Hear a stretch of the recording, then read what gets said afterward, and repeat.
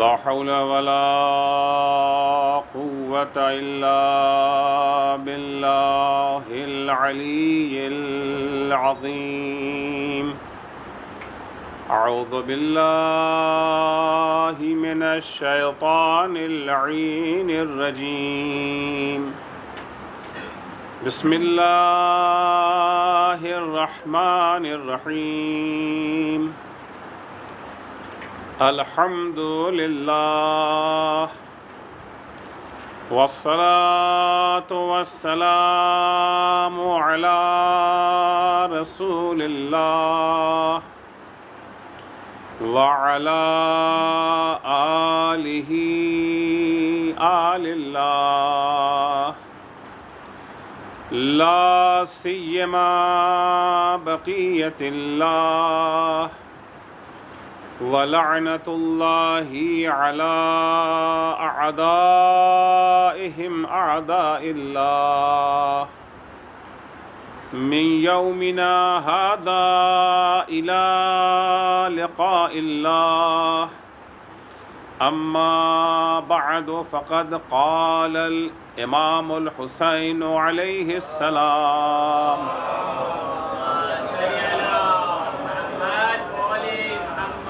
صبرا بني الكرام فما الموت إلا قنطرة تعبر بكم عن البؤوس والضراء إلى الجنان الواسعة والنعيم الدائمة. أيكم يكره أن ينتقل من السجن إلى القصر وما هو لأعدائكم إلا كمن ينتقل من القصر إلى السجن. صلوات پڑھیں گے محمد وآلہ محمد. سرکار سید الشہداء عاشور کے دن سرزمین کربلا سے پوری دنیا کو قیامت تک کے لیے ایک پیغام دے رہے ہیں کہ دیکھو، کبھی بھی حق کے دفاع میں موت سے مت ڈرنا، کبھی بھی حق کا ساتھ موت کے خوف سے مت چھوڑ دینا، کیونکہ جو لوگ راہ حق میں اپنی جانوں کا نذرانہ پیش کرتے ہیں، جنہیں حق کا دفاع کرتے ہوئے موت آتی ہے، ان کے لیے موت شیریں ہوتی ہے، تلخ نہیں ہوتی ہے. حتیٰ یہ حقیقت اس گھرانے کا 13 سال کا بچہ بھی سمجھتا ہے کہ جب شب عاشور اس 13 سال کے بچے سے امام حسین علیہ السلام پوچھتے ہیں کہ بیٹا قاسم، یہ بتاؤ کہ موت کیسی ہے تمہاری نگاہوں میں، تو 13 سال کا بچہ کیا بصیرت افروز جواب دیتا ہے: چچا جان، الیوم، آج. ہر موت نہیں، آج. وہ موت جو حق کے دفاع میں آئے گی، وہ موت جو امام برحق کی نصرت و حمایت میں آئے گی، وہ موت جو دین خدا کے تحفظ کے میں آئے گی، یہ موت احلی من العسل، شہد سے زیادہ شیریں ہے. امام اپنے اصحاب کو خطاب کر کے کہتے ہیں: صبرم بنی الکرام، اے فرزندان کرامت، اپنے موقف پر ڈٹے رہو، ثابت قدم رہو. تم جو کربلا میں حفاظت دین کے لیے آئے ہو، بقائے دین کے لیے آئے ہو، یہ سچ ہے کہ تم پر پانی بھی بند کر دیا گیا ہے. تم 3 دن کے بھوکے اور پیاسے، اور ان قریب تمہارے سر بھی تمہارے تن سے جدا کر دیے جائیں گے.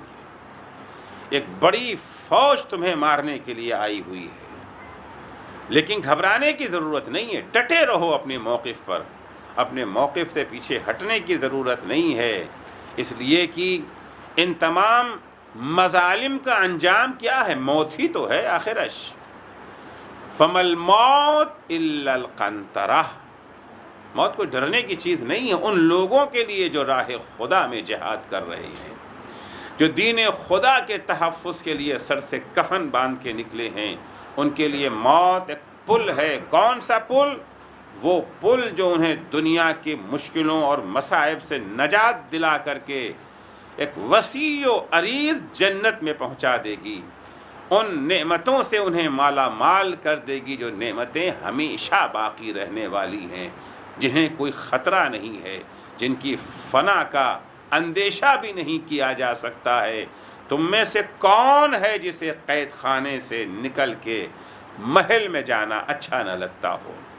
البتہ موت کی یہ تعریف، موت کا یہ درجہ، یہ مقام تمہارے لیے ہے، تمہارے دشمنوں کے لیے نہیں ہے۔ وہ افراد جو دین خدا کو مٹانے کے لیے، وہ افراد جو یزید جیسے فاسق و فاجر انسان کی حمایت میں آئے ہیں، ان کے لیے موت ایسے ہی ہے جیسے کسی کو محل سے نکال کر کے قید خانے میں ڈال دیا جائے۔ تو امام حسین نے اپنی اس ایک جملے میں، اپنے اس ایک چھوٹے سے بیان میں موت کا فلسفہ بیان کر دیا، موت کی حقیقت بیان کر دی کہ موت دو طرح کی ہے، تلخ بھی ہے، شیریں بھی ہے۔ موت قید خانے سے نکل کے محل میں جانا بھی ہے، اور موت محل سے نکل کر کے قید خانے میں آنا بھی ہے۔ اب یہ انسان کا اپنا اختیار ہے، اسے خود فیصلہ کرنا ہے وہ کون سی موت کو گلے لگانا چاہتا ہے، شیریں موت یا تلخ موت، قید خانے سے نکل کر کے محل میں جانا چاہتا ہے یا محل سے نکل کر کے قید خانے میں مرنا تو ہے۔ بہرحال یہ دو ہی موتیں ہیں، اس کے علاوہ اور کچھ نہیں ہیں۔ اختیار انسان کے اپنے ہاتھ میں ہے۔ کس طرح سے یہ موت شیریں ہو سکتی ہے، اسے سید الشہداء نے بھی بتایا کہ وہ موت جو راہ خدا میں آئے، وہ موت جو حق کے دفاع میں آئے، وہ موت جو ولی خدا کی حمایت میں آئے، وہ موت شیریں ہوتی ہے، قید سے نکل کر کے محل میں جانا ہوتا ہے۔ اور حسین کے نانا نے بھی یہی تعلیم دی، اگر تم چاہتے ہو کہ موت تمہارے لیے شیریں بن جائے تو اس کا راستہ یہ ہے کہ تم مرنے سے پہلے 10 لوگوں کے لیے تحفے حاصل کر لو۔ عزیزو، میری کوشش تو یہی تھی کہ میں پورے 40 کے 40 تحفے آپ کی خدمت میں پیش کر دیتا، لیکن بہرحال وقت کی کمی رہتی ہی ہے، محدودیت ہے وقت کی۔ اب تک جو میں نے تحفے بیان کیے وہ ملک الموت کا تحفہ بیان کر چکا، قبر کا تحفہ بیان کر چکا، منکر و نکیر کے 3 تحفے بیان ہو چکے تھے، چوتھا تحفہ بھی کل بیان کیا تھا۔ منکر نکیر کا تحفہ جو انہیں پیش کرنا تھا وہ کیا تھا؟ صدق اللسان، صدق اللسان سچ بولنا، ترک الغیبہ غیبت نہ کرنا، قول الحق ہمیشہ حق کا اعلان کرنا، حق بات کرنا، اور اس کے بعد یہ تھا والتواضع لکل احد، ہر ایک سے انکساری سے پیش آنا، تواضع کے ساتھ پیش آنا، اکڑ تکبر اپنے کو بڑا ثابت کرنا، یا ہماری اپنی اردو کی اصطلاح میں مونچھ کو اونچی رکھنا۔ اگر منکر و نکیر کے لیے تحفہ لے جانا چاہتے ہو تو ہمیشہ انکساری سیکھو، تواضع سیکھو۔ عزیزو، دنیا کے اکثر جھگڑے، اکثر لڑائیاں، اکثر اختلافات کی جڑوں میں اگر آپ جائیں گے تو یہی چیز پائی جاتی ہے، اپنے کو بڑا ثابت کر دینا۔ کل میں نے عرض کیا تھا، بڑا بننا عیب نہیں ہے، اپنے کو بڑا سمجھنا عیب ہے۔ بڑے بنو مگر اپنے کو بڑا سمجھو نہیں۔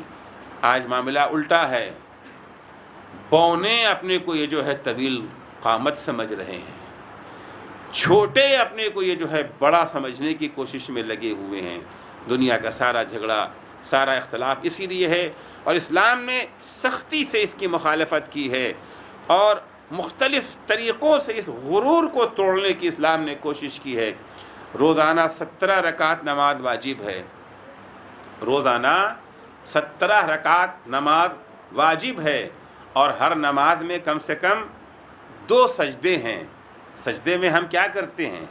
वो चीज़ जो हमारे बदन का सबसे अशरफ हिस्सा है, सबसे ऊंचा हिस्सा है, सबसे ऊंचे हिस्से को ज़मीन के ऊपर झुका देते हैं। उसको अपनी पेशानी को खाक पे रखो, नाक रगड़ो ज़मीन पर, ताकि तुम्हारे अंदर से ये गुरूर और तकब्बुर निकल जाए। सलावत पढ़ेंगे मोहम्मद व आले मोहम्मद पर। कुरान मजीद जब इबादुर रहमान की सिफत बयान करता है कि इबादुर रहमान कौन हैं, सूरह फुरकान में उनकी सिफ़ात को जो बयान करता, पहली सिफत जो बयान की है वो यही बयान की है, इबादुर रहमान अल्लज़ीना यमशूना अलल अर्ज़ि हौना। इबादुर रहमान वो हैं जो ज़मीन पर अकड़ के नहीं चलते हैं, जिनका तर्ज़ ज़िंदगी ऐसा है जिसमें तवाज़ो पाया जाता है, तकब्बुर और गुरूर की कोई अलामत, कोई जो है निशानी नहीं पाई जाती है। अइम्मा ताहरीन अलैहिमुस्सलाम की ज़िंदगी को अगर आप देखें, कोई इमाम ऐसा नहीं है जिसके यहाँ इनकिसारी और तवाज़ो न पाया जाता हो। पैगम्बर इस्लाम से लेकर के 11वें इमाम हज़रत इमाम हसन अस्करी अलैहिस्सलातु वस्सलाम तक पैगम्बर के तवाज़ो का ये आलम था, इनकिसार। पैगम्बर से बड़ी हस्ती कोई है कायनात में? पैगम्बर से बड़ी हस्ती कोई कायनात में नहीं है। अजीज़ों, आज जब कुर्सियाँ लगती हैं या ज़मीनी नशिस्त अगर होती है, उसमें भी बड़े छोटे का ख्याल रखा जाता है। बड़ों की कुर्सी कुछ और होती है, छोटों की कुर्सी कुछ और होती है। किसी बज़ में अगर सदर जमहूरिया भी मौजूद हों, प्रेसिडेंट भी हों, प्राइम मिनिस्टर भी हों, वज़रा भी हों, CM भी हों, तो हर एक की कुर्सी से आपको अंदाज़ा हो जाएगा कि इसमें सदर कौन है, वज़ीर आज़म कौन है, चीफ मिनिस्टर कौन है। लेकिन पैगम्बर इस्लाम सल्लल्लाहु अलैहि वसल्लम की हयात तैयबा में ये मिलता है कि पैगंबर जब अपने असहाब के दरमियान बैठते थे तो नशिस्तगाह में कोई फ़र्क, कोई इम्तियाज़ नहीं होता था। अजनबी जब आता था तो पहचान भी न पाता था कि इसमें पैगंबर कौन है और असहाब कौन है। एक ही तरह की नशिस्त है, असलन उसको पहचान नहीं हो पाती थी। हुजूर अकरम सफ़र पे जा रहे हैं, असहाब के हमरा सफ़र पे हैं, चलते चलते एक जगह पर ये जो है पड़ाव डाला गया। अब जाहिर से बात है, खाना पीना सब ज़रूरियात हैं।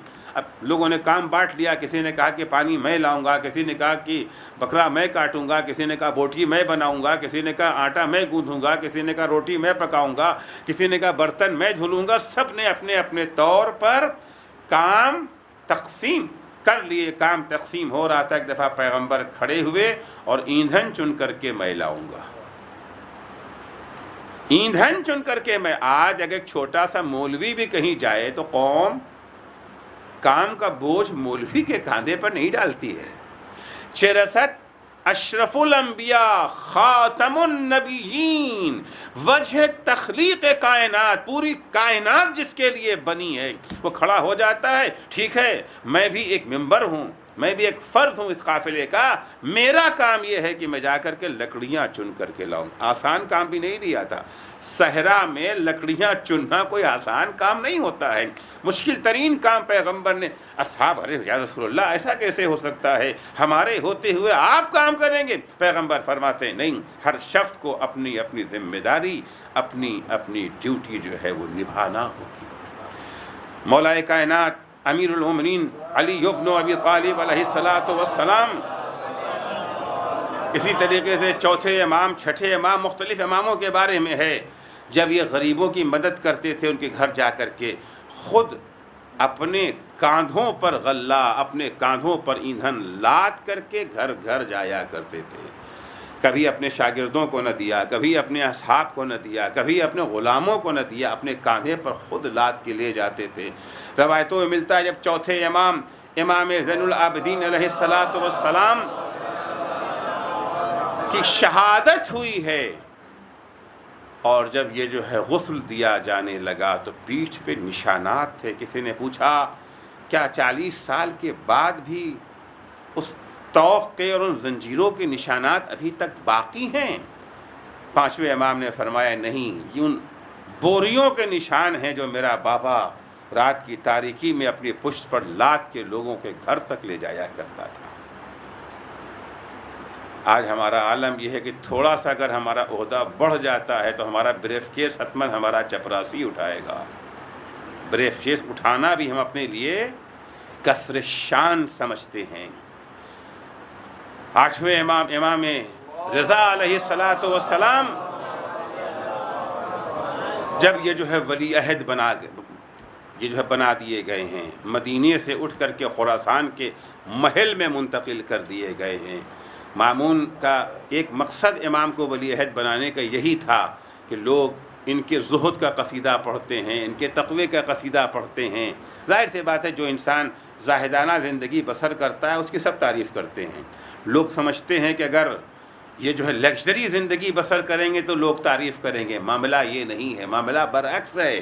سادہ زندگی یہ جو ہے بسر کرنے والوں کو لوگ زیادہ اہمیت دیتے ہیں۔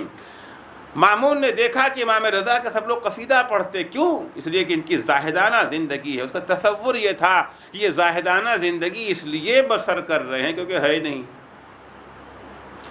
ہے نہیں۔ اگر ان کو بھی دولت مل جائے تو یہ بھی ہماری ہی طرح سے رنگین زندگی پسند کریں گے۔ محل میں منتقل کرنے کا ایک راز یہ بھی تھا، جب یہاں آئیں گے طرح طرح کی نعمتیں ملیں گی، بہترین بستر، بہترین کھانا، ساری چیزیں، بہترین لباس، یہ بھی ہمارے ہی رنگ میں رنگ جائیں گے۔ امام آ گئے ہیں محل میں، بادشاہ کھانے کا وقت ہے، دسترخوان شاہوں کا دسترخوان لگا ہوا ہے، امام کا انتظار ہو رہا ہے، امام بھی آئیں دسترخوان پہ کھانا کھائیں۔ ایک دفعہ مامون کو خبر ملی امام تو غلاموں کے ساتھ بیٹھے کھانا کھا رہے ہیں۔ امام غلاموں کے ساتھ کھانا کھا رہے ہیں۔ ابن رسول اللہ آپ وہاں کیوں بیٹھ گئے؟ کیوں، کیا ہوا؟ غلام کیا انسان نہیں ہوتے ہیں؟ وہ تواضع، وہ انکسار امام کا، سارا مشن جو ہے مامون کا دھرا رہ گیا۔ وہ سمجھتا تھا ان کے زہد کا سبب یہ ہے کہ ان کے پاس ہے نہیں، سب کچھ فراہم ہے، سب کچھ میسر ہے، شاہی دسترخوان لگا ہوا ہے، مگر اسے چھوڑ کر کے امام غلاموں کے ساتھ آ کر کے بیٹھ گئے۔ یہ تواضع، یہ انکسار جو اہل بیت میں پایا جاتا تھا، چونکہ اسلام کا بہت ہی زور ہے اس بات کے اوپر کہ ایک مسلمان کو کے اندر غرور نہیں پانا چاہیے۔ آپ کسی بھی خاندان سے تعلق رکھتے ہوں، آپ کا خاندان اپنی جگہ پر، آپ کے پاس کتنا ہی علم ہو، آپ کا علم اپنی جگہ پر، آپ کے پاس کتنی ہی دولت ہو، آپ کی دولت، آپ کا علم، آپ کا خاندانی ورثہ، یہ سب اپنی جگہ پر محترم، لیکن یہ ساری چیزیں غرور کا سبب اگر بن جائیں تو وہی انسان کی تباہی کا آغاز ہے۔ تو جو تحفہ پیش کرنا ہے منکر و نکیر کو، وہ ہے تواضع ہے، انکساری ہے۔ یہ نہ سمجھیں کہ اپنے کو بڑا سمجھ کر کے آپ نے کوئی تیر مار لیا، کچھ حاصل کر لیا، نہیں۔ اگر آپ نے اپنے کو بڑا سمجھا تو آپ نے کھویا، لیکن آپ بڑے ہوتے ہوئے آپ اپنے کو حقیر سمجھیں، آپ اپنے کو کم تر سمجھیں، یہی آپ کی ترقی کا زینہ ہے، اور یہ موت کو شیریں بنانے کا ایک بہترین جو ہے ذریعہ ہو سکتا ہے۔ ایک صلوات پڑھیں گے محمد و آل محمد پر۔ اب وہ تحفہ جو ہمیں جو ہے میزان کے لیے فراہم کرنا ہے، 4 تحفے ہیں جو ہمیں میزان کے لیے فراہم۔ میزان وہ جگہ، وہ موقع جہاں ہمارے اعمال کو پرکھا جائے گا، ہمارے اعمال جانچے جائیں گے کہ ہمارے نامہ اعمال میں کیا ہے، اچھائیاں ہیں یا برائیاں لے کر کے ہم آئے ہیں۔ میزان کو جو ہمیں تحفہ دینا ہے، 4 تحفے ہیں۔ ایک تحفہ ہے، پہلا تحفہ ہے کظم الغیظ۔ کظم الغیظ، غصے پر قابو پانا۔ چلو بیٹا بعد میں دینا اس کو، ہاں ایک صلوات پڑھے محمد والے۔ کظم الغیظ، کظم الغیظ، غصے پر قابو پانا۔ یہ بھی ایک ایسی برائی ہے، اکثر گھروں کے اندر لڑائی جھگڑا کس بات کا ہے؟ میاں بیوی میں اختلافات، ساس بہو کے مسائل، پڑوسیوں سے جھگڑا۔ اگر ہمیں غصے پر قابو پانا آ جائے، غصے پر قابو پانا اگر ہمیں آ جائے تو اکثر مسائل ہمارے حل ہو جاتے ہیں۔ قرآن مجید جب مومنوں کے صفات بیان کرتا ہے کہ مومن کون ہے، کسے مومن کہا جا سکتا ہے تو مومن کی صفات یہ بیان کرتا ہے، الذین یجتنبون کبائر الاسم والفواحش وَإِذَا غَضِبُوا وَإِذَا مَا غَضِبُوا.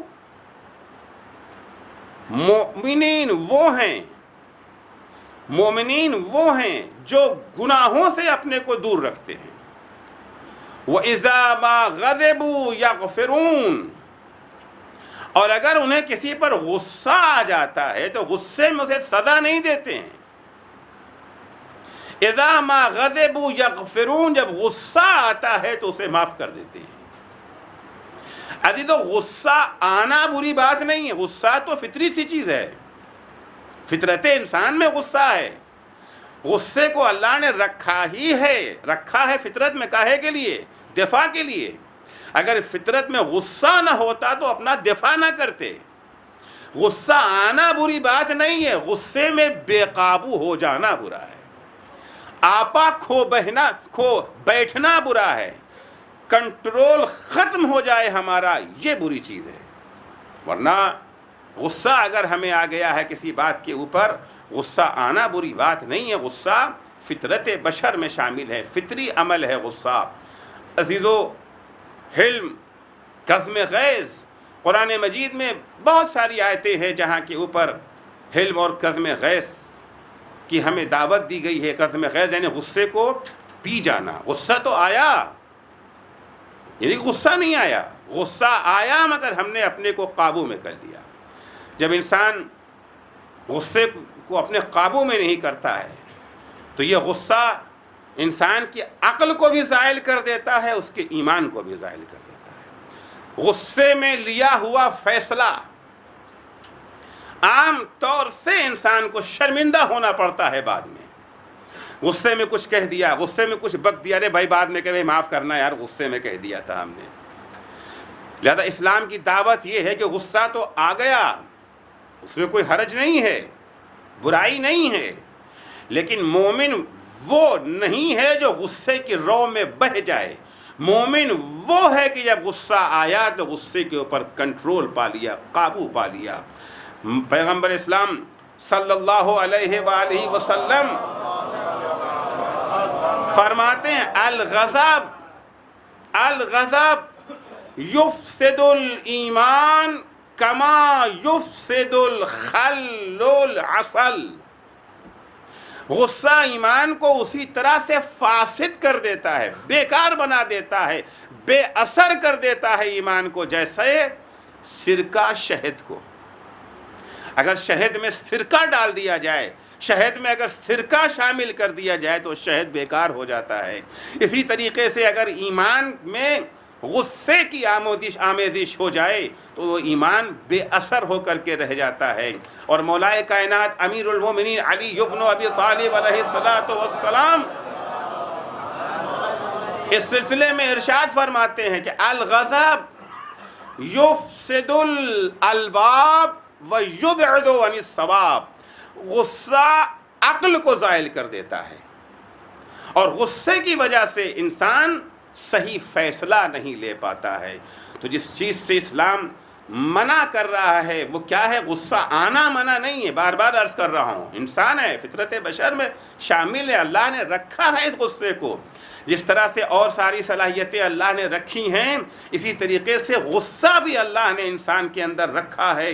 مقصد ہے، مصلحت ہے، لیکن اصل یہ ہے کہ آپ غصے پر حاوی ہو جائیں، غصہ آپ پر حاوی نہ ہونے پائے. آپ غصے کے کنٹرول میں نہ چلے جائیں، غصہ آپ کے کنٹرول میں رہے، تاکہ اچھی طرح سوجھ بوجھ کر کے مخالفوں کے ساتھ آپ جو قدم اٹھانا چاہتے ہیں، جو حکمت عملی اپنانا چاہتے ہیں، آپ کی اس حکمت عملی میں کوئی کمزوری نہ ہو، کوئی جھول نہ ہو. قمبر غلام امیر المومنین، قمبر کو کسی نے گالی دے دیا، قمبر کی توہین کر دی. قمبر کو غصہ آ گیا اور چاہتے تھے اینٹ کا جواب پتھر سے دینا. تم نے 2 گالی دی ہے، زبان ہمارے پاس بھی، تمہیں 4 گالی دیں گے.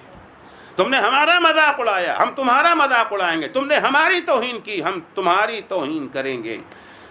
قمبر اپنا ریئیکشن ظاہر ہی کرنے جا رہے تھے، ایک دفعہ مولا نے ہاتھ رکھ دیا، مہلن یا قمبر، مہلن یا قمبر، ٹھنڈے ہو جاؤ، ٹھنڈے ہو جاؤ، ٹھنڈے ہو جاؤ، دع شاتمک مہانن، اصلاً یہ جو ہے نظر انداز کر دو اس شخص کو جس نے تمہیں گالی دیا ہے، گویا تم نے سنا ہی نہیں، سنی انسنی کر دو، سنی انسنی کر دو۔ اگر تم نے ایسا کر دیا، اگر تم نے گالی کا جواب گالی سے نہیں دیا، اینٹ کا جواب پتھر سے نہیں دیا، ڈنڈے کا جواب لاٹھی سے نہیں دیا، اگر تم نے، تو معلوم ہے کیا کرو گے؟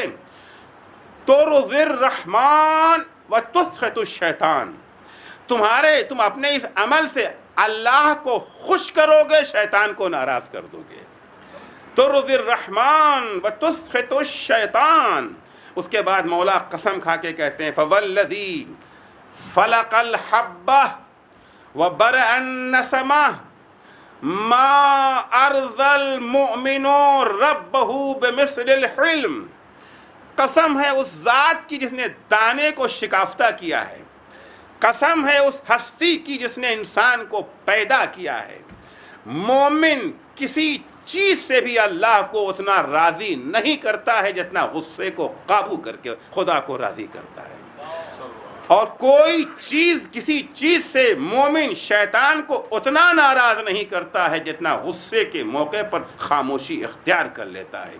وما اوقب الاحمق بمثل السکوت، امام مخالفوں کو، ان لوگوں کو جو مومنین کو گالیاں دیتے ہیں، مذاق اڑاتے ہیں مومنین کا، مومنین کے ساتھ زیادتی کرتے ہیں، ان کو مولا یہاں پر احمق سے تعبیر کر رہے ہیں۔ انہیں صاحب عقل مت سمجھنا، یہ احمق ہیں، اور احمق کی سزا خاموشی سے بہتر ہو ہی نہیں سکتی ہے۔ ایک صلوات پڑھیں گے محمد و آل محمد پر۔ ممکن ہے یہاں کوئی سوال کرے کہ اس کا مطلب تو یہ ہے کہ وہ ہمیں گالی دے، ہم چپ رہیں، وہ ہمارے توہین کریں، ہم برداشت کریں۔ پھر قرآن نے کیا کہا ہے کہ فَاعْتَدُوا عَلَيْهِمْ بِمِثْلِ مَا اعْتَدَىٰ عَلَيْكُمْ۔ قرآن جواب دیتا ہے جیسے کو تیسا۔ قرآن میں ہے کہ نہیں ہے فَاعْتَدُوا عَلَيْهِمْ بِمِثْلِ مَا اعْتَدُوا عَلَيْكُمْ، جس طرح سے انہوں نے تم پر زیادتی کی ہے تم ان پر کرو، اینٹ کا جواب پتھر سے انہیں دو۔ یہ بھی تو قرآن کی آیت ہے۔ کیا مطلب؟ قرآن میں تضاد ہے، کبھی کچھ کہا کبھی کچھ کا نہیں۔ افراد مختلف ہیں جو ہمارے ساتھ زیادتیاں کرتے ہیں، جو ہمارا یہ جو ہے مذاق اڑاتے ہیں، ہم پر ظلم کرتے ہیں، ہمارے ساتھ اچھا برتاؤ نہیں کرتے ہیں، دو طرح کے ہیں۔ کچھ افراد تو وہ ہیں، بھول ہو گئی ان سے، غلطی ہو گئی، پہلے تو کوئی منصوبہ ان کا نہیں تھا، سازش کوئی نہیں تھی، ایک بھول ہو گئی ان سے، غلطی سے ہمارا مذاق اڑا دیا، یا غصہ ان کو آ گیا، گالی انہوں نے ہمیں دے دی۔ ہم جا رہے تھے، ہماری گاڑی ذرا سے ان کی گاڑی سے چھو گئی، ہوتا ہے نا اکثر۔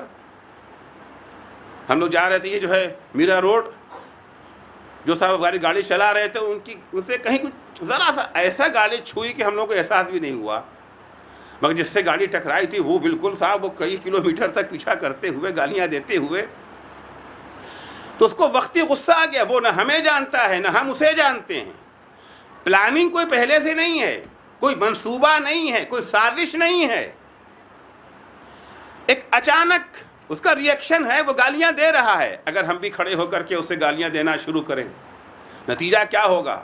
بات بڑھے گی نا۔ ابھی گالی ہے، پھر ہاتھا پائی ہے، پھر مار پیٹ ہے، اگر اس کے پاس کوئی اسلحہ ہوا تو ممکن ہے وہ اسلحے کا بھی استعمال کر دے۔ اکثر جگہوں پہ آپ دیکھیں گے جہاں بھیانک جرائم ہوتے ہیں، جڑ میں اگر جائیں تو چھوٹی سی بات تھی، جڑ میں اگر جائیں تو چھوٹی سی بات تھی۔ تو دو طرح کے لوگ ہیں، ایک کوئی پہلے سے جو ہے پلاننگ نہیں ہے، کوئی منصوبہ، ایک فردی معاملہ، اور ایک یہ نہیں، اس کا باقاعدہ منصوبہ ہے، باقاعدہ اس نے سازش تیار کی ہے۔ تو وہاں جہاں کہا جاتا ہے کہ جہاں کہا گیا ہے معاف کر دو، بخش دو، چپ ہو جاؤ، خاموش ہو جاؤ، ان مقامات پر ہے جہاں اس سے غلطی ہو گئی ہے، خطا ہو گئی ہے۔ اور وہاں جہاں کہا جاتا ہے کہ مقابلہ کرو، ڈٹ جاؤ، یہ وہ مقام ہے جہاں کے اوپر سازشوں کا جال بنا جاتا ہے، مثال کے طور پر وہ جو ہے مظالم جو اسرائیل کی طرف سے ہوتے ہیں، امریکہ کی طرف سے ہوتے ہیں، یہاں معاف کرنے کا موقع نہیں ہے۔ یہ موقع کون سا ہے؟ فَاعْتَدُوا عَلَيْهِمْ بِمِثْلِ مَا اعْتَدُوا عَلَيْكُمْ، جس طرح سے وہ تمہیں ستا رہے ہیں تم بھی اسی طریقے سے ان کا جو ہے مقابلہ کرو، اینٹ کا جواب پتھر سے دو۔ دوسری بات یہ ہے کہ اللہ نے سزا دینے سے منع نہیں کیا ہے، غصے کو کنٹرول میں رکھنے کا حکم دیا ہے۔ انہوں نے تمہارے خلاف ظلم کیا، زیادتی کی، ستایا تمہیں، غصے میں جواب مت دو، غصے پر قابو پا کے ٹھنڈے دل سے منصوبے بناؤ۔ غصے میں اگر جو ہے منصوبے بناؤ گے تو غصے میں بنائے ہوئے منصوبے اکثر ناکام ہو جاتے ہیں، جذبات میں لیے گئے فیصلے اکثر جو ہے غلط ثابت ہو جاتے ہیں۔ غصے پر قابو پا لو، ٹھنڈے دل سے بیٹھو، رائے مشورہ کرنے کے بعد آپس میں کوئی منصوبہ بنا کے تدبیر سوچ کر کے ان کا جو ہے مقابلہ کرو۔ تو اگر قرآن کہتا ہے فَاعْتَدُوا عَلَيْهِمْ بِمِثْلِ مَا اعْتَدُوا عَلَيْكُمْ، یہ اس سے کوئی تضاد اس میں نہیں پایا جاتا ہے۔ تو عزیزان گرامی، آپ دیکھیں جس وقت پیغمبر اسلام صلی اللہ علیہ وآلہ وسلم مکے میں فاتح کی حیثیت سے داخل ہوئے ہیں، جب فتح مکہ ہوئی ہے، مسلمان برسوں کے بعد اپنے وطن لوٹ کر کے آئے ہیں۔ مہاجرین کا تو وطن مکہ ہی تھا نا، اور جب وہ آئے ہیں تو وہ سارا تشدد، وہ سارا ٹارچر نگاہوں کے سامنے ہے۔ بلال کو یاد آ گیا کہ ہمارے سینے پر کس طریقے سے پتھر رکھا جاتا تھا۔ عمار یاسر کو وہ سارا منظر یاد آ گیا، ماں کی شہادت یاد آ گئی، باپ کا بے دردی سے مارا جانا یاد آ گیا۔ جناب عمار یاسر، ان کے والد کا نام یاسر، ماں کا نام یہ جو ہے سمیہ، اسلام کے پہلے شہیدوں میں ہیں یہ لوگ، اور بڑی بے دردی سے مارا گیا تھا انہیں۔ جناب سمیہ کو سب سے پہلے مارا گیا، پہلی شہید خاتون ہے اسلام کی۔ مکے میں سمیہ کو گرفتار کر کے لایا گیا، کوڑے وغیرہ تو پہلے پڑھ ہی چکے تھے، لا کر کے جلتی ہوئی زمین پر یہ جو ہے لٹال دیا گیا، اور کہا گیا سمیہ ابھی بھی موقع ہے، توبہ کر لو، ابھی بھی موقع ہے، معافی مانگ لو، چھوڑ دو پیغمبر کے دین کو، چھوڑ دو حضرت محمد مصطفیٰ صلی اللہ علیہ وآلہ وسلم کے مذہب کو، انکار کر دو ان کی نبوت سے، یہ جو ہم مرتد ہو جاؤ۔ سمیہ کہتی ہرگز، کا سمیہ بہت اذیتیں اٹھانی پڑیں گی، بہت ٹارچر کیا جائے گا۔ سمیہ کہتی ہے پرواہ نہیں ہے، زندگی چھین لی جائے گی۔ عجب نہیں سمیہ مولا حسین کا قول دہرا دیں، فَمَا الْمَوْتِ إِلَّا قَنْطَرًا۔ کون سی بڑی بات ہے، ہم موت سے ڈرتے نہیں ہیں۔ معلوم ہے کیسی موت ان کو ہوئی ہے، 2 اونٹ لائے گئے، ایک اونٹ کا منہ اس طرف، ایک اونٹ کا منہ اس طرف، 2 رسیاں لائی گئیں، ایک رسی سمیہ کے اس پیر میں، دوسری رسی سمیہ کے اس پیر میں۔ اس رسی کو اس اونٹ کے پیر میں باندھ دیا گیا، اس رسی کو اس اونٹ کے پیر میں باندھ دیا گیا۔ سمیہ ابھی بھی وقت ہے، توبہ کر لو، معافی مانگ لو، معاف کر دی جاؤ گے تم۔ توحید کا نعرہ لگانا بند کرو، اللہ اکبر کہنا بند کرو، کلمہ توحید سے دستبردار ہو جاؤ، معاف کر دی جاؤ گی، ورنہ تمہارے 2 ٹکڑے کر دیے جائیں گے۔ آسان موت بھی نہیں ہے۔ سمیہ کہتے کوئی پرواہ نہیں ہے، ہم تیار ہیں مرنے کے لیے۔ تاریخ پڑھیے، اٹھا کر کے دیکھیے، اسلام اتنی آسانی سے ہم تک نہیں پہنچا ہے۔ لوگ آسان سمجھتے ہیں، مسلمان ہونا یہ شہادت گہے الفت میں قدم رکھنا ہے۔ اتنی آسانی سے ہم تک اسلام نہیں پہنچا ہے، جتنی آسانی سے ہم نے اسلام کو لیا ہوا ہے، جتنی آسان زندگی ہم بسر کر رہے ہیں، ہم نے کون سی قیمت چکائی ہے اسلام کے لیے۔ سمیہ کہتی ہرگز نہیں، مر جاؤں گی، سارے مصائب، سارے تشدد برداشت کر لوں گی، مگر کلمہ توحید سے دستبردار نہیں ہو سکتی۔ اونٹ دوڑا دیا گیا، 2 ٹکڑے ہو گئے سمیہ کے، 2 ٹکڑے ہو گئے۔ تلواروں سے ٹکڑے کرنا پھر بھی تکلیف کم ہوتی ہے، چیر دیا گیا جناب سمیہ کو۔ اس کے بعد عمار کے والد صاحب، عمار کے نگاہوں کے سامنے ہو رہا ہے، دیکھ رہے ہیں، پھر عمار کے والد کو اونٹ کی پیر میں رسی باندھ کے اونٹ کو دوڑا دیا گیا۔ مکے کی سرزمین کیسی ہے؟ ریت تو نہیں نہ ہے، پتھریلی زمین ہے، پتھر ہی پتھر۔ اونٹ جب یاسر کو لے کر کے دوڑا ہے پتھر کے اوپر، کیا عالم ہوا؟ گوشت کے ٹکڑے ٹکڑے ہو گئے، چتھڑے اڑ گئے، ہڈی کہیں گوشت کہیں، اس طرح سے یاسر کی شہادت ہوئی ہے۔ عمار آج پلٹ کر کے آئے ہیں، ماں کی شہادت نگاہوں کے سامنے ہے، باپ کی شہادت نگاہوں کے سامنے ہے، بلال کے اوپر جو گزری ہے ساری مصیبتیں دیکھ رہے ہیں بلال۔ ایک دفعہ مسلمانوں کی طرف سے نعرہ لگتا ہے، الیوم یوم الملحمہ، الیوم اذل اللہ القریش، آج انتقام کا دن ہے، آج گوشت اڑیں گے۔ ملحمہ لحم، لحم یعنی گوشت، آج گوشت اڑیں گے، آج خون کی ندیاں بہیں گی، آج وہ دن ہے جب قریش جو ہے ذلیل و خوار کیے جائیں گے۔ اتنے میں پیغمبر رحمت حضرت محمد مصطفیٰ صلی اللہ علیہ وآلہ وسلم کہ آواز بلند ہوتی ہے، الیوم یوم المرحمہ، الیوم اعز اللہ القریش، آج رحمت کا دن ہے، آج انتقام کا دن نہیں ہے، آج قریش کو ذلیل نہیں بلکہ آج قریش کو عزت بخشی جائے گی۔ پیغمبر قریش کو خطاب کر کے کہتے ہیں، تم سے وہی کہیں گے جو یوسف نے اپنے بھائیوں سے کہا تھا۔ جتنے مظالم یوسف نے کیے تھے، جب وہ یوسف کے پاس پہنچے، یوسف جو ہے مصر کے بادشاہ بن چکے ہیں اور آئے ہیں، اور بھائیوں کو پتہ چل گیا یہ وہی یوسف ہیں، وہ تو تھر تھر کہاں پر رہتے، اب ہوگا کیا ہمارا؟ مگر یوسف نے کیا کہا؟ لا تثریب علیکم الیوم یغفر اللہ لکم وہو ارحم الراحمین، ہم تم سے کوئی بدلہ نہیں لیں گے۔ کیا حلم ہے، کیا بردباری ہے، کیا قسم غیظ ہے، کیسے غصے کو قابو کرنا ہے۔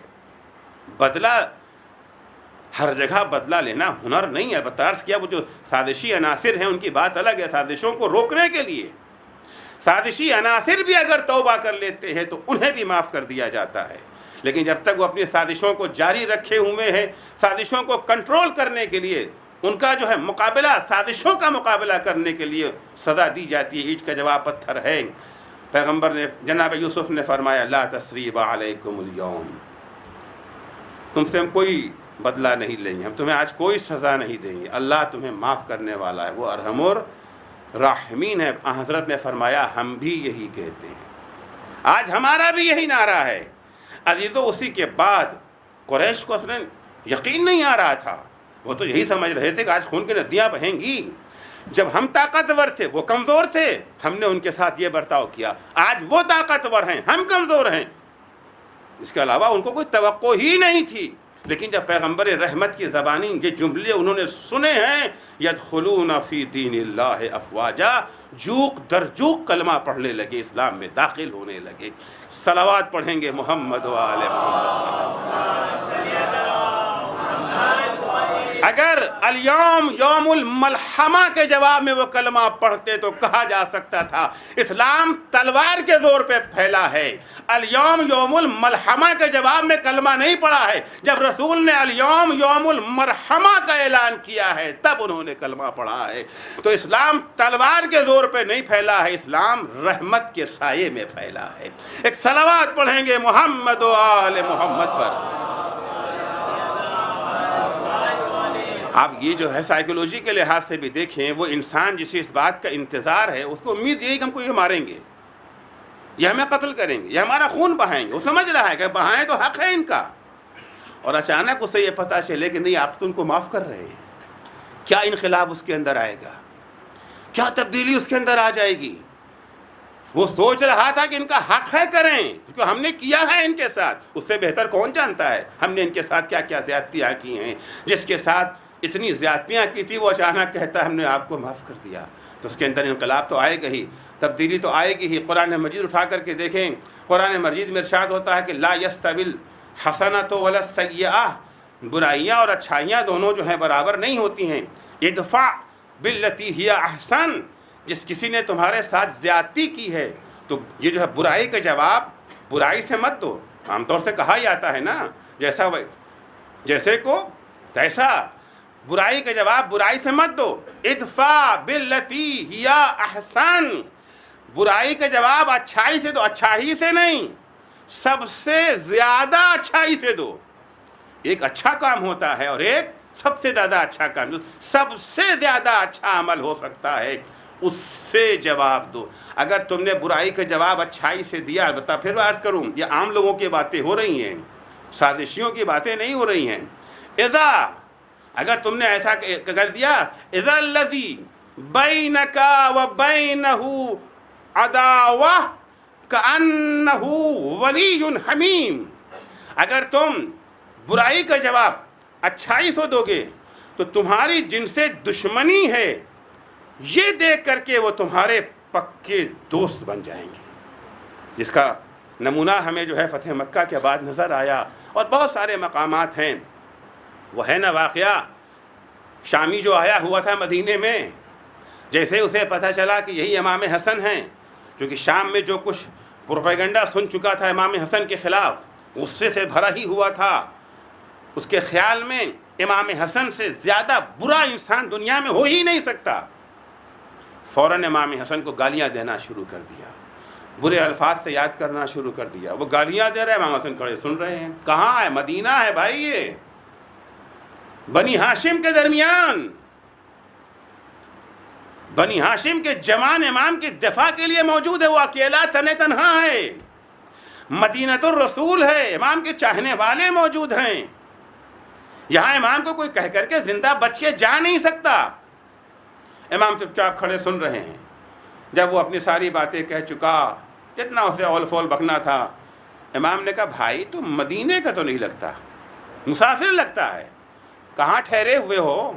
کھانے پینے کا انتظام ہے یا نہیں؟ واپسی کے لیے کرایہ اور آیا سواری ہے یا نہیں؟ آؤ میرے گھر چلو، تمہیں کھانا کھلا۔ وہ پریشان، یہ کیا ہو رہا ہے، یہ کیا ہو رہا ہے؟ وہ تو ابھی ہے کہ یہ پلٹ کر جو تصویر معاویہ نے پیش کی تھی امام حسن کی شام میں، وہ تو وہی دے کر کے ذہن میں آیا تھا نا کہ ابھی یہ تو بے گناہوں پہ ہاتھ اٹھاتے ہیں، ہم تو گنہگار ٹھہرے، ہم نے تو گالیاں بھی دی ہیں، ابھی ان کے افراد ہمارے اوپر ٹوٹ پڑیں گے، ہمیں ماریں گے، کاٹیں گے، یہاں تو کچھ بھی نہیں، پوچھ رہے کھانا کھایا کہ نہیں کھایا۔ یہ سنتے ہی وہ بے چین ہو گیا، ایک انقلاب جو اس کے اندر آیا، فوراً امام کے قدموں پہ گر گیا۔ اللہ اعلم حیث یجعل رسالتہ، اللہ بہتر جانتا ہے کہ اپنا منصب کن کے حوالے کرے۔ کہتا ہے مولا آج تک میں آپ کا سب سے بڑا دشمن تھا، سب سے جو ہے برا انسان میں آپ کو سمجھتا تھا، لیکن آج سے میں آپ کا سب سے بڑا دوست ہوں۔ جس چیز کی تعلیم اسلام دیتا ہے کیا ہے؟ کظم الغیظ، غیروں میں نہ صحیح کم سے کم اپنوں کے ساتھ تو ہم یہ کر کے دیکھیں۔ نہیں کہتے شریعہ اغیار کے ساتھ کیجئے، وہاں سمجھنا مشکل ہو جاتا ہے کہاں سازش ہے اور کہاں کیا ہے، اس کو چھوڑ دیے جو ہے ولی فقیہ پر، وہ فیصلہ کریں گے کیا کریں گے، کہاں لڑیں گے، کہاں ملیں گے۔ اپنے گھر میں تو کم سے کم اس چیز پہ عمل کر سکتے ہیں، اپنے مومنین کے ساتھ تو اس چیز پر عمل کر سکتے ہیں، سینٹروں میں جس کام پر عمل کر سکتے ہیں، اداروں میں جماعتوں میں جس بات پہ عمل کر سکتے ہیں۔ فلاں نے کچھ کہہ دیا، فلاں ادارے کے ذمہ دار نے ہمیں ایسا کر دیا، اب تو ہم نے آستین پلٹ لی ہے، ان سے بھی بدلہ لیں گے، ادارے کی بھی اینٹ سے اینٹ بجا دیں گے۔ یہ تعلیمات اسلام کی نہیں ہے۔ اگر آپ میزان کے لیے ہدیہ لے جانا چاہتے ہیں، گفٹ لے جانا چاہتے ہیں، تو اہم گفٹ کیا ہے؟ کظم الغیظ۔ دوسرا گفٹ جو ہمیں میزان کو دینا ہے وہ ہے ورعون صادق، سچا تقوی۔ تقوی نہیں، سچا تقوی۔ سچا تقوی کیا ہے؟ اگر ہمارے معاشرے میں تقوی کی شکل کوئی بہت اچھی نہیں ہے، عام طور سے متقی و پرہیزگار کسے کہا جاتا ہے؟ نماز پڑھتے ہیں، روزہ رکھتے ہیں، دن بھر دعائیں پڑھتے رہتے ہیں، مسجد سے نکلتے ہی نہیں ہیں، اور اگر نکل آئے خدا نخواستہ تو جو سامنے آیا، ارے تم فاسق و فاجر، نماز میں نہیں آتے، سیدھے تم جہنم میں جاؤ گے، ان کو جہنم میں بھیجا، ان کو جہنم میں بھیجا، ان کو جہنم میں بھیجا۔ سیدھے منہ کسی سے بات کرنے کو تیار نہیں، ہمیشہ تیوریاں چڑھی ہوئی ہیں، سمجھ رہے ہیں کہ ساری دنیا بری، یہی ایک اچھے ہیں، سب جہنمی، یہی ایک بہشتی ہیں۔ بات بھی کرتے تو منہ چڑھا کر کے بات کرتے ہیں، سیدھے منہ کسی سے بات ہی نہیں کرنا، ہنسنا تو گناہ سمجھتے ہیں۔ ٹیڑھا منہ تقوی میں نہیں ہوتا ہے، لقوے میں ہوتا ہے۔ ٹیڑھا منہ یہ تقویٰ تو ہے مگر سچا تقویٰ نہیں ہے۔ سچا تقویٰ کیا ہوتا ہے؟ ورع صادق۔ سچا تقویٰ یہ ہے کہ جتنے بھی خدا کے احکام ہیں سب پہ عمل کرنا ہے۔ نماز اگر خدا کے حکم سے پڑھتے ہیں، روزہ خدا کے حکم سے پڑھتے ہیں، گناہوں سے دوری اختیار کرتے ہیں، غیبت نہیں کرتے ہیں، جھوٹ نہیں بولتے ہیں، اتنا ہی تھوڑی ہے۔ ارے بھائی، خدا نے جن چیزوں کو حرام قرار دیا اس میں مومنین کی توہین کرنا بھی تو حرام ہے۔ صرف شراب پینا ہی حرام نہیں ہے، مومنوں کی عزت و آبرو سے کھلواڑ کرنا بھی حرام ہے۔ واجب آپ کے اوپر صرف نمازوں کا پڑھنا ہی واجب نہیں ہے، مومنوں کی خبرگیری بھی آپ پر واجب ہے۔ یہ ادھورا تقویٰ ہے کہ آپ نے کچھ چیزوں کو لے لیا اور کچھ چیزوں کو چھوڑ دیا۔ ورع صادق یہ ہے کہ جن جن چیزوں سے خدا نے منع کیا ہے سب سے دور رکھیے، اس میں تقسیم نہ کیجیے، اسے تو اپنا لیں گے اسے چھوڑ دیں گے۔ اللہ کی عبادت بھی خدا نے فرض کیا ہے، بندگان خدا کی خدمت بھی خدا نے فرض کیا ہے، آپ نے عبادت کے پہلو کو تو اپنا لیا اور خدمت کے پہلو کو چھوڑ دیا۔ یہ ورع صادق نہیں ہے۔ سارا وقت جو ہے مفاتی پڑھنے میں لگا دینا، دعائے کمیل، دعائے ندوہ، کوئی دعا چھوٹنے نہ پائے، پورے دن کی جو دعا لکھی ہے مفاتی میں سب پڑھے بغیر نہیں۔ بھائی یہ دعائیں جو لکھی گئی ہیں، جمعرات کو یہ، جمعے کو یہ، اتنے بجے یہ، اتنے بجے یہ، اتنے بجے یہ، اتنے بجے، اس کا مطلب نہیں آپ سب پڑھیں، کہ سب پڑھیں گے دوسرے کام تو ہو ہی نہیں پائیں گے۔ اس کا مطلب ہے معلوم ہے کیا ہے؟ فرض کیجیے آپ کو یہ جو ہے دہلی جانا ہے، فلائٹ پکڑنا ہے آپ کو، ایک فلائٹ 5 بجے، ایک 5:30 بجے، ایک 6 بجے، ایک 6:30 بجے، ایک 7 بجے، کیا ساری فلائٹ پہ آپ بیٹھیں گے؟ نہیں، جو فلائٹ مل گئی، میسر ہو گئی، اسے لے لو۔ یہ دعائیں رکھی گئی ہیں، 8 بجے کی بھی دعا ہے، 8:30 بجے کی بھی دعا ہے، 9 بجے کی بھی ہے، 10 بجے کی بھی ہے۔ یعنی اگر آپ کی ڈیوٹی 9 بجے ہے، کہیں جاب کر رہے ہیں تو 12 بجے والی دعا پڑھ لیں گے، اگر ان کی ڈیوٹی 12 بجے سے ہے تو 9 بجے والی دعا پڑھ لیں گے۔ اللہ نے آپ کے لیے آپشنز رکھے ہیں مختلف مقامات کے اوپر، آپ اپنی سماجی ذمہ داریوں کو بھی نبھائیں، بال بچوں کو بھی دیکھیں، فیملی کو بھی ٹائم دیں۔ ایسا نہ ہو کہ آپ نماز میں پڑھ رہے ہیں اور فیملی ہی آپ کو گھر کے اندر گالی دے رہی ہے۔ یہ ورع صادق نہیں ہے۔ ورع صادق یہ ہے کہ بیلنس، توازن، جن جن چیزوں کا خدا نے حکم دیا ہے سب کو بجا لائیے۔ فقط نماز پڑھنے کا تو حکم نہیں دیا ہے نا، خبر گیری کا حکم ہے یا نہیں؟ ابھی آگے عرض کروں گا کہ فقط آپ کو آپ کی ذمہ داری اپنی ذات تک محدود نہیں ہو جاتی ہے۔ قُوا أَنفُسَكُمْ وَأَهْلِيكُمُ النَّارَ الَّتِي وَقُودُهَا النَّاسُ وَالْحِجَارَةُ، اپنے کو بھی آتش جہنم سے بچاؤ، اپنے کنبے کو بھی آتش جہنم سے بچاؤ۔ آپ کی ذمہ داری صرف اپنی حد تک نہیں ہو جاتی ہے۔ بہرحال وقت کم رہ گیا کہ میں اور تفصیل میں جاؤں۔ ورع صادق، سچا تقویٰ۔ تیسری چیز جو ہمیں میزان کے لیے گفٹ کے طور پر لے جانا ہے، المشی الی الجماعات۔ خیر سے بات، آج کی مجلس 10-20 منٹ بڑھ بھی گئی تو کوئی خاص بات نہیں ہے، آج آپ کے پاس وقت ہی وقت ہے۔ والمشی الی الجماعات، میزان کا تیسرا گفٹ یہ ہے جماعت میں جانا، وہاں جہاں مومنین کا اجتماع ہے، چاہے اجتماع یہ جو ہے نماز کے لیے ہو، چاہے اجتماع مجلس کے لیے ہو۔ ہم فرادہ گھر میں پڑھ لیں گے، ظاہر سی بات ہے، نماز پڑھ لیا اتفاقاً، جماعت سے گھر میں پڑھنے میں ہم زیادہ عبادت کرتے ہیں نا۔ جماعت میں تو قبلہ و کعبہ سورہ ہم تو سورہ پڑھتے ہیں اور حمد پڑھتے ہیں، ہم تو نہیں نہ پڑھتے، چپ چاپ کھڑے رہتے ہیں، اور جب فرادہ پڑھیں گے حمد بھی پڑھیں گے، سورہ بھی پڑھیں گے، کیا نا پورا۔ تو فرادہ میں اتفاقاً تو عبادت زیادہ ہوتی ہے جماعت کے مقابلے میں، مگر خدا نے ثواب کس میں رکھا ہے؟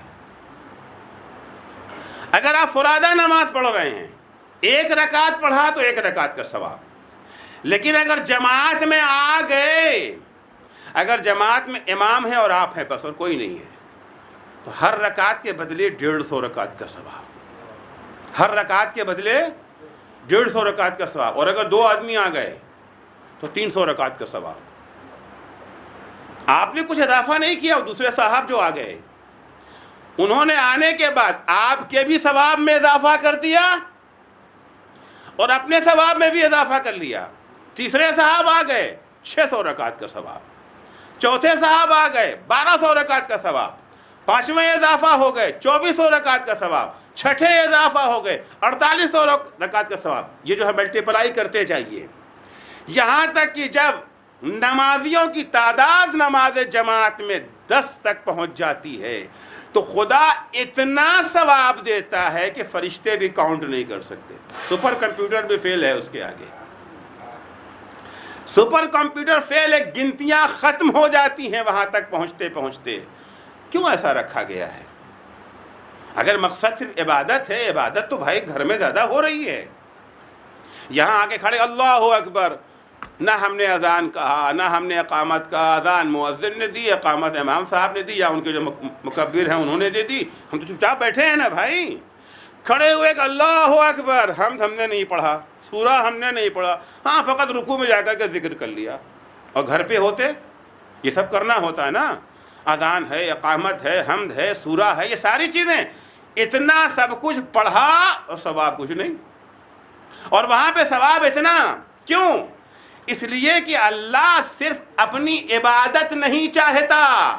मैंने अर्ज़ किया ना, इस्लाम के 2 पिलर हैं, 2 सुतून हैं। एक का नाम है अल्लाह की इबादत, दूसरे का नाम है बंदगान खुदा की खिदमत।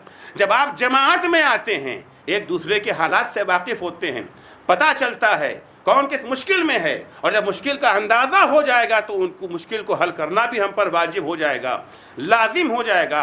हम जब जमात में आते हैं शौकत इस्लाम बढ़ती है, लोगों को इस्लाम की ताकत का अंदाज़ा होता है। आप देखें, आम दिनों में पूछा जाता है बम्बई में शिया कितने, कहते हैं शिया कहाँ हैं, लेकिन जब मुहर्रम में पूछो शिया कितने, जब मुहर्रम में पूछो शिया कितने, अरे भाई शिया तो बहुत हैं, यहाँ पर बहुत है शिया, बहुत बड़ी तादाद शियों की।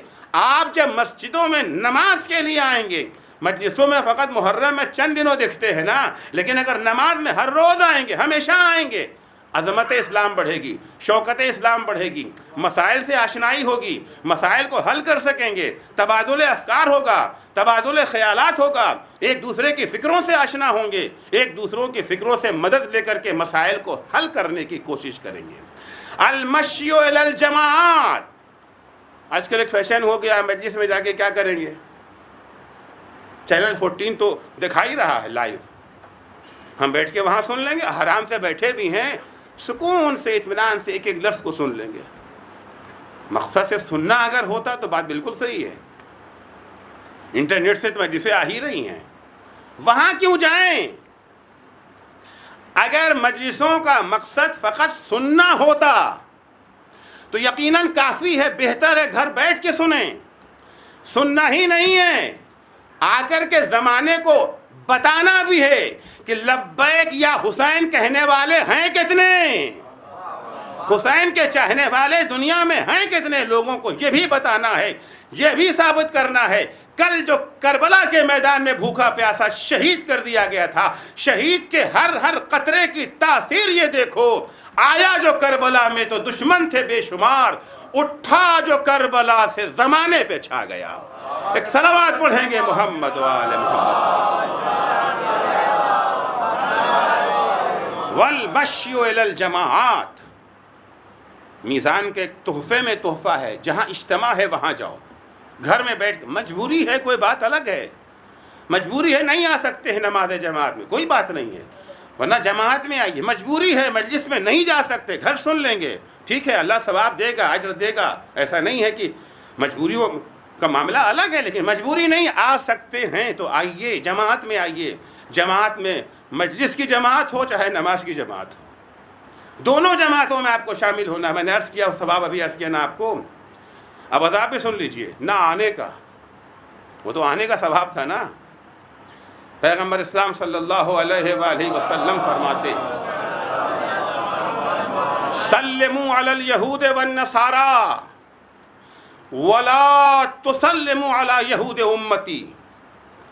दिल चाहे तो यहूदियों को सलाम कर देना, दिल चाहे तो ईसाइयों को सलाम कर देना, मेरी उम्मत के यहूदियों को सलाम मत करना। यहूदियों को सलाम कर देना, ईसाइयों को सलाम कर देना, मुसलमान यहूदियों को सलाम मत करना। اصحاب پریشان ہو گئے یہ جو ہے مسلمان یہودی کیا ہوتے ہیں؟ بھائی ہندو معلوم ہے، عیسائی معلوم ہے، یہودی معلوم ہے، مشرک معلوم ہے، کافر معلوم ہے، مسلمان معلوم ہے، یہ یہودی مسلمان کیا ہوتے ہیں؟ نئی تعبیر، مسلمان یہودیوں کو سلام نہ کرنا۔ قیل یا رسول اللہ من ہؤلاء، اصحاب نے پوچھا اللہ کے رسول یہ مسلمان یہودی کو کیا ہوتا ہے، امت کے یہودی کیا ہیں؟ سنیں گے پیغمبر نے کیا جواب دیا، الذین یستمعون الاذان والاقامہ ولم یحضروا الجماعہ، اذان کی آواز ان کے گھروں تک پہنچ رہی ہے مگر جماعت میں نہیں آتے، جماعت میں شریک نہیں ہوتے ہیں۔ ارے پڑھ لیں گے، نمازی پڑھنا گھر پڑھ لیں گے، نہیں۔ دوسری حدیث میں حضور فرماتے ہیں لا صلاۃ لمن لا یصلی مع المسلمین فی المسجد بغیر علت، اس شخص کی نماز نہیں ہے جو بغیر عذر مسلمانوں کے ساتھ مسجد میں نماز نہیں پڑھتا۔ گھر پہ نماز ہو جائے گی، مجبوری کے عالم میں، دور ہے مسجد، نہیں آ جا سکتے، کنوینس نہیں ہے ہمارے پاس یا ٹائم کم ہے، بہرحال مجبوری کے عالم میں خدا نے جبر نہیں کیا ہے کہیں پر بھی، ہو نہ ہو آپ کو کرنا ہی ہے۔ نماز اگر کھڑے ہو کے نہیں پڑھ سکتے بیٹھ جاؤ، بیٹھ کے نہیں پڑھ سکتے ہو لیٹ جاؤ، یہ ہے نا اصل نماز ہے، یہ جو ہے جماعت کے ساتھ، اصل نماز ہے جماعت کے ساتھ۔ فرادہ مجبوری کے عالم میں ہے، اگر مجبور ہو گئے تو بہرحال والمشی الی الجماعات، 3 تحفے ہو گئے نا۔ پہلا تحفہ کیا لکھا بچوں؟ پہلا تحفہ جو ہے میزان کا کیا لکھا؟ کظم الغیظ، شاباش، غصے پر قابو پانا، غصے پر قابو پانا۔ دوسرا تحفہ کیا تھا؟ ورعون صادق، سچا تقوی۔ تیسرا تحفہ المشی الی الجماعات۔ چوتھا، اور میں جس کو تمام کروں گا، التداعی الی المغفرات، اللہ سے مغفرت حاصل کرنے کے لیے کوشش کرنا، اپنے لیے بھی اور دوسرے مسلمانوں کے لیے بھی، یعنی وہ چیزیں جس سے خدا بخش دیتا ہے، توبہ نصوح کے لیے اقدام کریں، وہ عمل انجام دے جس سے خدا خوش ہو، وہ عمل انجام دے جس کی بنا پر ہماری گزشتہ خطاؤں پر اللہ پردہ ڈال دے، معاف کر دے، اور دوسروں کی بخشش کا بھی انتظام کرنا۔ اپنی بخشش کا انتظام کر لینا کافی نہیں ہے۔ یا ایھا الذین آمنوا قوا انفسکم واہلیکم نارا التی وقودها الناس والحجارہ، اے صاحبان ایمان خود کو بھی آتش جہنم سے بچاؤ، اپنے کنبے کو بھی بچاؤ، اپنی فیملی کو بھی بچاؤ۔ مسلمانوں کا کنبہ بہت بڑا ہوتا ہے، یہ باپ بیٹا بیٹی بیوی اسی پہ ختم نہیں ہو جاتا ہے۔ انما المؤمنون اخوہ، سارے مومن ایک دوسرے کے بھائی ہیں، کنبہ ہمارا بہت بڑا ہے، فیملی ہماری بہت بڑی ہے۔ خود کو بھی آتش جہنم سے بچاؤ جہاں تک ہو سکے۔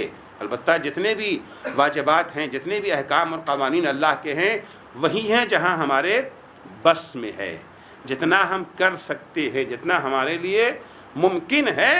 اب ممکن کتنا ہے آپ خود جانتے ہیں اور آپ کو خدا جانتا ہے، تیسرا آدمی آ کر کے معین نہیں کر۔ تداعی الی المغفرات، دوسروں کو بھی آتش جہنم سے بچانے کی کوشش، کہ اسی کا نام ہے امر بالمعروف اور نہی عن المنکر۔ امر بالمعروف کیا ہے؟ اچھائی کی دعوت دینا۔ جب لوگ اچھے کام کریں گے تو جہنم سے بچیں گے نا، مغفرت تو ہو جائے گی ان کو۔ برائیوں سے روکنا، بھائی دیکھو جھوٹ نہ بولو، غیبت نہ کرو، تہمت نہ لگاؤ، کسی کا حق نہ مارو، بدگمانی مت کرو، چھان بین تاک جھاک کسی کی جو ہے زندگی میں مت کرو، یہ جو ہے لگائی بجھائی مت کرو، لڑاؤ نہیں لو۔ یہ ساری تعلیمات جب آپ دیں گے تو جہنم سے وہ کیا ہو جائیں گے؟ بچ جائیں گے، معاف کر دیے جائیں گے۔ تو امر بالمعروف اور نہی عن المنکر، البتہ یہ اللہ کا گفٹ ہے، خاص طریقے سے یہ اللہ کا گفٹ ہے، لیکن یہاں پر بھی التداعی الی المغفرات، دوسروں کو بخشوانے کی کوشش کرنا۔ صرف اپنی خول میں پڑے رہنا، اپنے ہی لیے کوشش کرنا، یہ اسلام میں قابل قبول نہیں ہے۔ امر بالمعروف اور نہی عن المنکر کے بارے میں 5ویں امام کی حدیث ہے، ان الامر بالمعروف والنہی عن المنکر۔ میں پہلے آپ کی خدمت میں عرض کر دوں کہ امر بالمعروف اور نہی عن المنکر کا فریضہ اسلام میں سب سے اہم فریضہ ہے، نماز سے بھی بڑھ کے واجب ہے یہ۔ ابھی عرض کروں گا کیوں کہہ رہا، حدیث پڑھوں گا. روزے سے بڑا فریضہ ہے، حج سے بڑا فریضہ ہے، سب سے بڑا واجب اور سب سے اہم فریضہ امر بالمعروف اور نہی عن المنکر، اور سب سے مظلوم فریضہ بھی یہی ہے. سب سے مظلوم فریضہ یہی ہے. آپ کو نماز پڑھنے والے بہت سے مل جائیں گے، روزہ رکھنے والے بہت سے مل جائیں گے، حج کرنے والے بہت ملیں گے، خمس و زکوٰۃ ادا کرنے والے بہت مل جائیں گے، لیکن امر بالمعروف اور نہی عن المنکر کرنے والے شاذ و نادر ملیں گے. ہم سے کیا مطلب، ہم کیوں جائیں؟ پانچ امام فرماتے ہیں ان الامر بالمعروف والنہی عن المنکر سبیل الانبیاء ومنہاج الصالحین. امر بالمعروف نہی عن المنکر جو ہے یہ انبیاء کا راستہ ہے، صالحین کا شیوا ہے. فریضۃ عظیمہ، یہ بہت عظیم فریضہ ہے، اتنا اہم فریضہ ہے. تقام بها الفرائض، اگر اس فریضے پر عمل کر لیا گیا تو سارے فرائض پر عمل ہو جائے گا.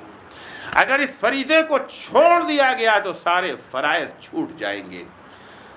پانچویں امام سے حدیث ہے ان اللہ اوحى اللہ الی شعیب النبی، اللہ جل شانہ نے جناب شعیب پیغمبر کے پاس وحی کی، یا شعیب انی لمعذب من قومک 100,000، ہم تمہاری قوم میں سے 1,00,000 لوگوں پر عذاب نازل کرنے جا رہے ہیں. ٹھیک ہے، تو خدا ہے، تو پروردگار ہے، تجھے کون چیلنج کر سکتا ہے؟ تجھے اختیار ہے. یقیناً ان لوگوں نے جو ہے غلطی کی ہوگی، گناہ کیا ہوگا، سزا کے حقدار ہیں، تو ان پر عذاب نازل کر رہا ہے.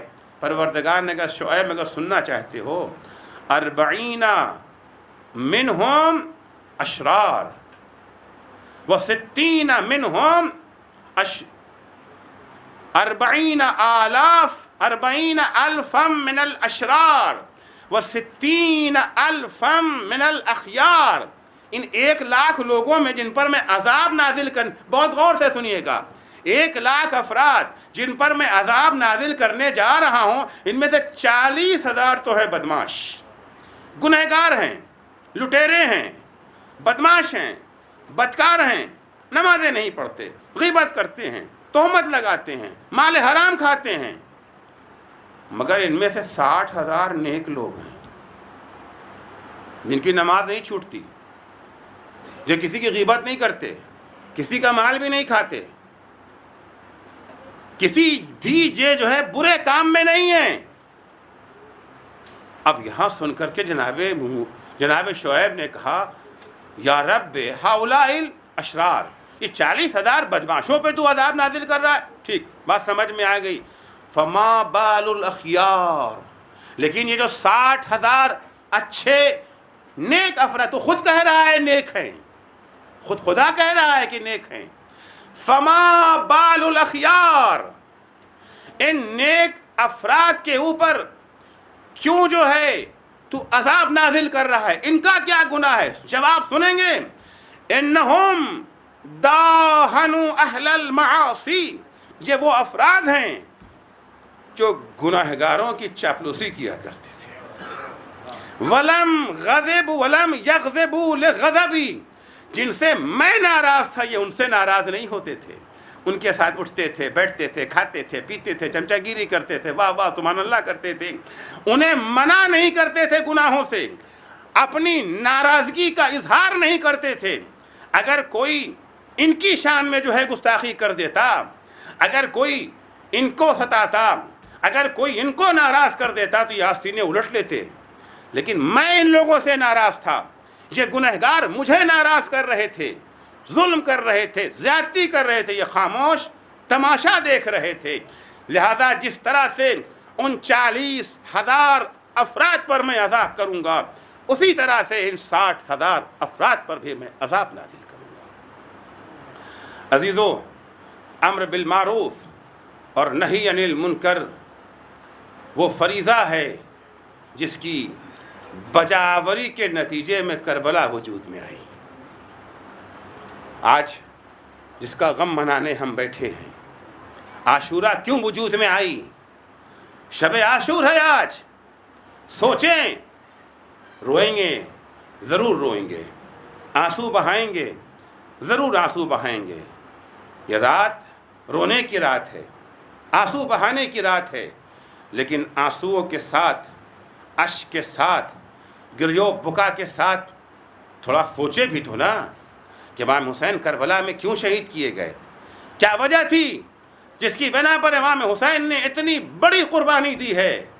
امام حسین نے خود اس راز کو مدینے سے چلتے وقت تحریری طور کے اوپر لکھ کے دے دیا تھا، اپنا وصیت نامہ، جس میں فلسفہ کربلا کو بیان کر دیا، مقصد کربلا کو تحریر کر دیا تھا۔ میں جا رہا ہوں، کس لیے جا رہا ہوں، کسی کو میری طرف سے وجہ بیان کرنے کی ضرورت نہیں ہے، میں خود لکھ کر کے جاتا ہوں۔ امام نے جو وصیت نامہ اپنے بھائی محمد حنفیہ کے حوالے کیا ہے لکھ کر کے، وہاں کہتے ہیں انی لم اخرج اشرا ولا بطرا ولا مفسدا ولا ظالما، میں ظلم و فساد و ستم پھیلانے نہیں جا رہا ہوں، میں شہرت طلبی کے لیے نہیں جا رہا ہوں، میں حکومت و اقتدار کے لالچ میں نہیں جا رہا ہوں۔ انما خرجت لطلب الاصلاح فی امت جدی، میں اگر مدینہ چھوڑ رہا ہوں، میں اگر کربلا جا رہا ہوں، مجھے انجام کی خبر ہے، مجھے پتہ ہے کہ میرے اصحاب شہید کیے جائیں گے، مجھے پتہ ہے میری بہن زینب کے لاڈلے اپنے خون میں نہا جائیں گے، مجھے پتہ ہے میرے بھتیجے قاسم کی لاش گھوڑے کی ٹاپوں سے پامال ہوگی، میں جانتا ہوں میرے بھیا عباس کے شانے قلم کیے جائیں گے، مجھے خبر ہے میرا جوان کڑیل جوان بیٹا علی اکبر، اس کے سینے پہ برچھی لگے گی، تلواروں سے اس کے ٹکڑے ٹکڑے کر دیے جائیں گے، مجھے پتا ہے میرے 6 مہینے کے بے شیر کے گلے پر تیر سے شعبہ لگے گا، میری لاش کو گھوڑے کی ٹاپوں سے پامال کیا جائے گا، میری بہن کے سر سے چادر چھینی جائے گی، میری سکینہ کو تماچے لگائے جائیں گے، میرے اہل حرم کو اسیر کر کے در بدر پھرایا جائے گا، میں یہ سب جانتا ہوں، اس کے باوجود کیوں جا رہا ہوں؟ انما خرجت لطلب الاصلاح فی امت جدی، میں اس لیے جا رہا ہوں، میری نانا کی امت جو ہے گمراہ ہو گئی ہے، راستے سے ہٹ گئی ہے، انہیں راستے پہ لگانے جا رہا ہوں، ان کی مغفرت کا انتظام کرنے جا رہا ہوں۔ اريد ان امر بالمعروف وانہا عن المنکر، میں امر بالمعروف اور نہی عن المنکر کرنے کے لیے جا رہا ہوں۔ عزیز و حسین تداعی الی المغفرات کے لیے آئے تھے، اپنی بخشش کا انتظام حسین کو نہیں کرنا ہے، معصوم ہیں، محفوظ عن الخطا ہیں، لیکن امت غلط راستے پہ جا رہی ہے، اسے صحیح راستے پہ لانے کی کوشش کرنے حسین جا رہے ہیں۔ آ گئے کربلا کے میدان میں، 2 محرم کو حسین کربلا پہنچے ہیں، خیمے فرات کے کنارے لگے اور ہٹے، 7 محرم سے پانی بند ہو گیا، 8 محرم گزری، 9 محرم کی شب آئی، عمر سعد حملہ کرنا چاہتا تھا، حسین نے ایک شب کی مہلت دے دی۔ بہت سارے مقاصد ہیں، من جملہ ہم آج کی رات اپنے پروردگار کی عبادت میں یہ جو ہے بسر کرنا چاہتے ہیں۔ شب عاشور تمام ہوئی، صبح عاشور نمودار ہوئی، قربانیوں کا سلسلہ شروع ہو گیا، اصحاب ایک ایک کر کے قربان ہوتے گئے، اقربا کی باری آئی، کبھی اون محمد کا جنازہ حسین اٹھا کر کے لائے، کبھی قاسم کا پامال جنازہ بیوہ بھاوچ کے سامنے لا کے رکھا، کبھی بنی ہاشم کے بچوں کی مدد سے کڑیل جوان بیٹے کا جنازہ اٹھایا، کبھی بھائی عباس کے علم کو لے کر کے خیمے میں آئے۔ عزیزو، ایک وقت وہ آیا ہے جب سب شہید ہو چکے ہیں، اب کوئی باقی نہیں بچا ہے، حسین کی آواز فضا میں گونجتی ہے، حل من ناصر ینصرنا، ہے کوئی جو فرزند رسول کی مدد کے لیے آئے؟ اس آواز کا بلند ہونا تھا، خیمے میں کوہرام مچ گیا، بیویوں کے رونے کی آواز بلند ہوئی۔ جب رونے کی آواز بلند ہوئی، حسین خیمے میں آئے، بہن زینب رونے کا کیا سبب ہے؟ ابھی تو تمہارا بھیا حسین زندہ ہے، یہ رونے کا کیا سبب ہے؟ کہا بھیا آپ کی آواز استغاثہ نے آپ کے شیرخوار پر عجب اثر کیا ہے، علی اصغر نے اپنے کو جھولے سے گرا دیا۔ حسین کہتے لاؤ میرے لال کو میرے ہاتھوں پہ دو، میں لے جاؤں، شاید اشقیاء اسے پانی پلا دے، اتمام حجت ہو جائے۔ لا کر کے ماں نے रबाह ने अपने बच्चे को हुसैन के हाथों पे दिया। हुमक करके अली असगर हुसैन की आगोश में आ गए। एक दफ़ा बाप के चेहरे को देखा, ज़बाने बेज़बानी से कह रहे थे, बाबा क्या मुझे भूल गए? बाबा अगर मेरी ज़रूरत न थी तो मुझे मदीने में बहन सुगरा के पास रहने दिया होता। ए बाबा, सब बड़े थे, अपने कदमों से मैदान में चले गए, मैं छोटा हूँ इसलिए आपको ज़हमत दे रहा हूँ। अजरुकुम अल्लाह। हुसैन असगर को हाथों पे लिए हुए मैदान की तरफ चले। धूप है, अबा का साया कर लिया। कौम जफाकार ये समझी कि शायद हुसैन सुलह चाहते हैं, कुरान लेकर के आ रहे हैं। लेकिन जब हुसैन सामने आए, हुसैन ने अबा का दामन हटाया तो अशकिया ने क्या देखा? कुरान ही है। कुरान सामित नहीं, कुरान नातिक का एक पारा ज़रूर है। हुसैन ने खिताब किया उमर साद की फ़ौज को, ए फ़ौज जफाकार, ए शकियो, 3 दिन से पानी बंद है। अरे इसकी माँ का दूध भी खुश्क हो गया है, मेरा बच्चा प्यासा है, एक कतरा इसे पानी पिला दो। जब कोई जवाब न मिला तो हुसैन ने कहा, अगर तुम ये समझते हो कि अली असगर के बहाने मैं पानी पी लूँगा, आओ तुम खुद अपने हाथों से अली असगर को सैराब कर दो। फिर भी कोई जवाब न मिला तो एक दफ़ा इमाम जनाब अली असगर को ख़िताब करके कहते हैं, बेटा अली असगर, तुम भी तो हुज्जत खुदा के पोते हो, तुम भी तो हुज्जत खुदा के बेटे हो, बेटा तुम भी अपनी हुज्जत तमाम कर दो। एक दफ़ा अली असगर ने सूखी हुई ज़बान निकाली, अपने सूखे हुए होठों पर जो फेरना शुरू किया। अरे ये मंजर देख के फौज जफाकार में कोहराम मच गया। अजरुकुम अल्लाह। हुसैन खिताब करके कहते, ए शकियो, उन्जुरू इला हाज़ा सबी, उन्जुरू इला हाज़ा सबी कैफा, देखो देखो इस बच्चे को देखो किस तरह, कैफा यतलज़्ज़ा, ये बच्चा किस तरह से तलज़्ज़ा कर रहा है। अज़ीज़ो, तलज़्ज़ा का माना जानते हैं क्या है? अरबी का लफ्ज़ है। मछली को जब पानी से निकाल करके खुश्की पर फेंक दिया जाता है तो मछली पहले तड़पती है, उछलती है पानी के लिए। तड़पते उछलते जब बदन की सारी ताकत ख़त्म हो जाती है, फिर आहिस्ता आहिस्ता मुंह को खोलती है, बंद करती है, खोलती है, बंद करती है। इस हालत का नाम तलज़्ज़ा है। इमाम कहते, देखो देखो मेरा असगर किस तरह से तलज़्ज़ा कर रहा है। ये मंजर देख के फौज क़िया में कोहराम है। उमर साद डर गया, फ़ौरन हुरमुला को बुलाता है, हुरमुला इक़्ता कलाम अल हुसैन, अरे मसले को ख़त्म कर दे। हुरमुला ने अपनी कमान में तीर जोड़ा। कोई मामूली तीर नहीं है, वो तीर जिसके अंदर 3 फल हुआ करते थे। अजीज़ो तसव्वुर करे, नन्हा सा गला और 3 फल का तीर। तीर चला, असगर के गले पे लगा। रवायत का जुमला है, फनक़लब सबीय्यु अला यदैल इमाम, अरे बच्चा इमाम के हाथों पे पलट गया, खून जारी हुआ। अली असगर के खून को हुसैन ने अपने चेहरे पे मल लिया। नाना के पास रोज़े महशर में इसी शक्ल में जाऊंगा। ए अजीजो, अब हुसैन असगर के जनाजे को लेकर के खैमे की तरफ चले, मगर हिम्मत जवाब दे रही है।